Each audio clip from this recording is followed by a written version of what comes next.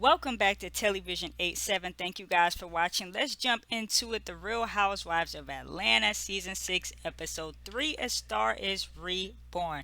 Got a lot to talk about. I'm really going to focus on two main themes that were going on in this episode and throwing a little bit of other tidbits here and there. But this screenshot right here, we see Kandi at the candy factory. Now, she's having a conversation with Carmen, excuse me, not Carmen, Mayetta and Don Juan, and they're recapping BravoCon and Mama Joyce once again shading Todd. They show a clip of Mama Joyce saying, "Oh, I would have preferred if Candy dated somebody who had more money," and blah blah blah. And then they show Candy and Todd on FaceTime talking about that Todd's daughter Kayla sent him the video, and then you see Riley calling Candy about it. So it's just, you can see Todd is over, he's over the disrespect. So Candy says, at this point, I just need my mama to stop disrespecting my marriage, disrespecting my husband.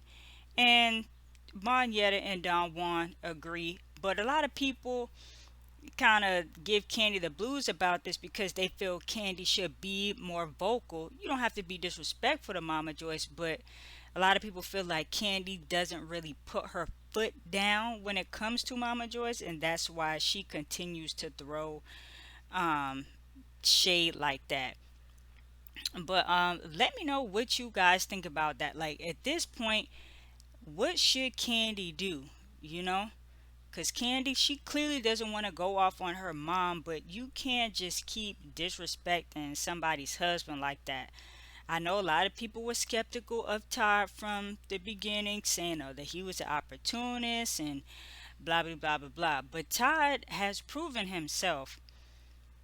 He has came and he is added to Candy's life, their family life. They have two children together. It's just like A1 said last night on Speak On It, because A1 filled in for Candy because she's out celebrating her birthday or whatnot.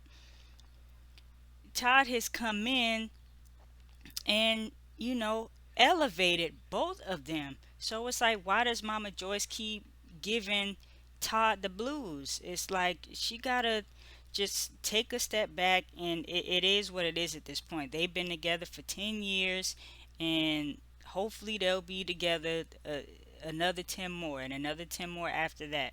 Because the way these housewives been divorcing left and right, you like, I want to see Candy and Todd win and keep their marriage going. So drop your thoughts down below. How should Candy handle Mama Joyce? Because it's crazy. And the other thing that I really want to talk about in this episode is Marlo versus Candy. I feel like Candy's not even really in it because Marlo just keeps always talking about Candy, and Candy's always like defending herself from stuff that Marlo says. Now, at this scene, we got a little sneak peek before, but we all know Marlo gets upset because Drew brings up the shooting without saying the word shooting, but we'll get to that in a second.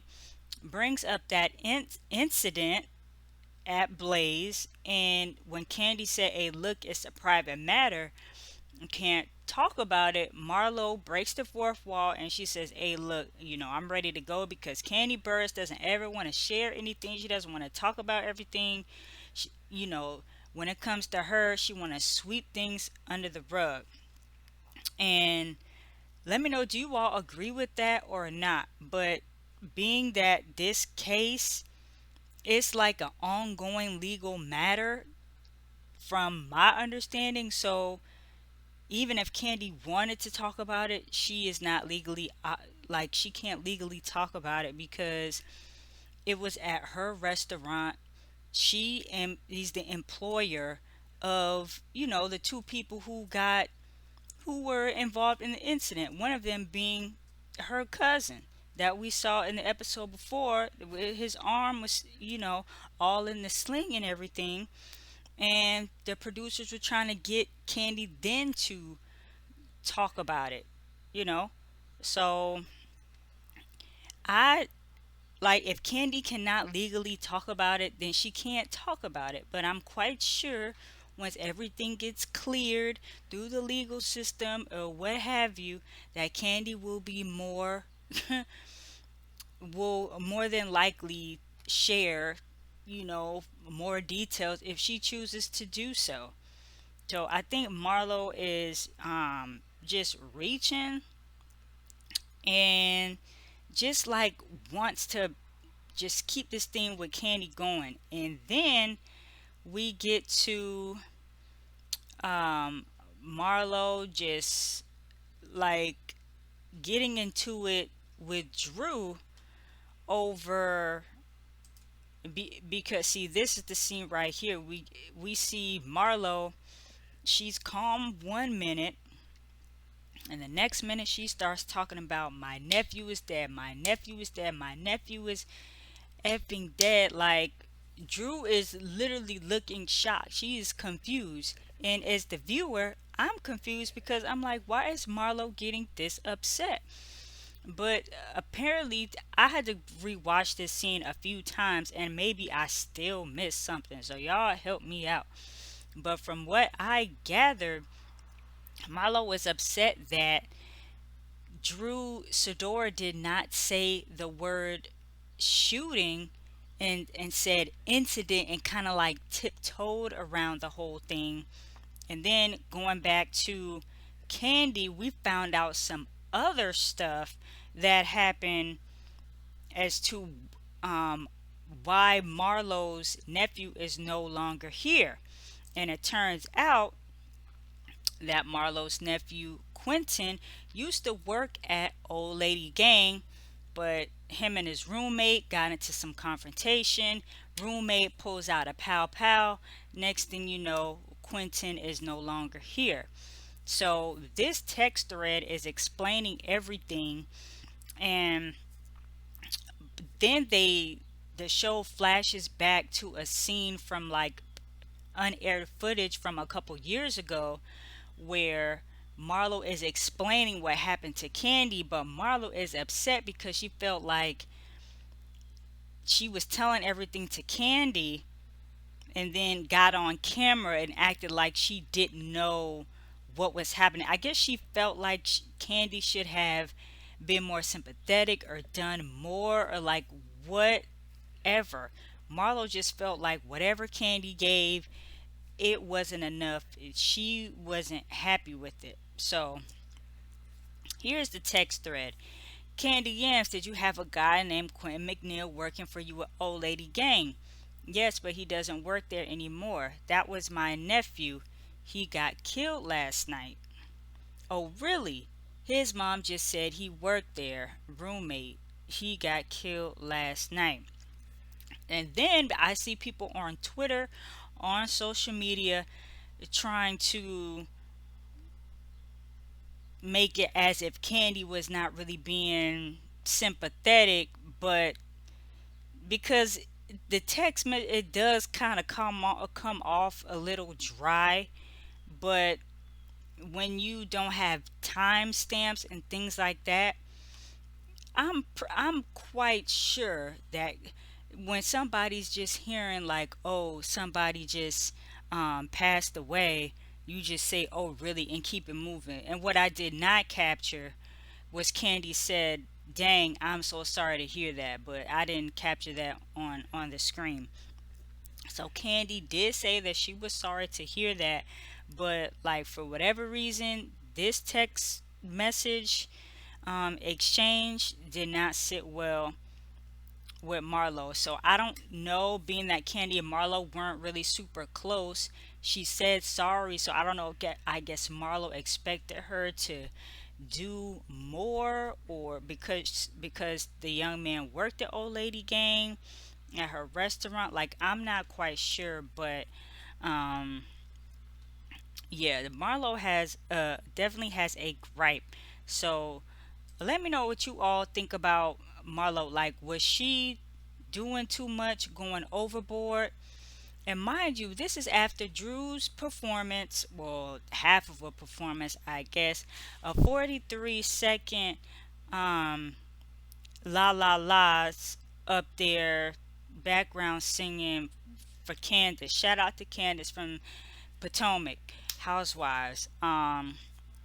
They was having a good night, and then this just happened. So it's a lot going on. So let me know what you all think about that. Let me know what you think about Kandi, Mama Joyce, Todd, that whole dynamic.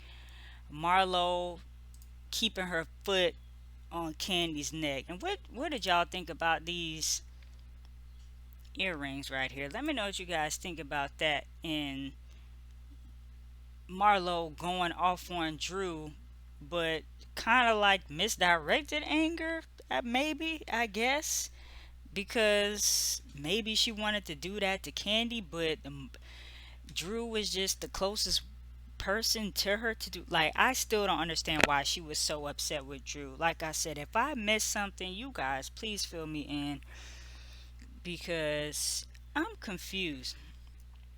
And a couple other things I wanted to point out before I go regarding this episode. Um, Drew and Sonya do squash their little beef that they had. They get over that. Candy checks Courtney for that ghetto comment. She says she bring everybody out. Doesn't matter who it is. Um, the lady said that they would have loved to hear more from Drew, and they didn't know they was coming out for a 43-second performance. Um, Turns out Courtney's baby daddy is the guy Bryce from Groove Theory, who was like the it dude back in the day. Y'all remember him? He was in Beauty Shop. He was in some other movies as well. But yes, he was very handsome back in the day. They have a child together. And Drew and Ralph, they're still working on music.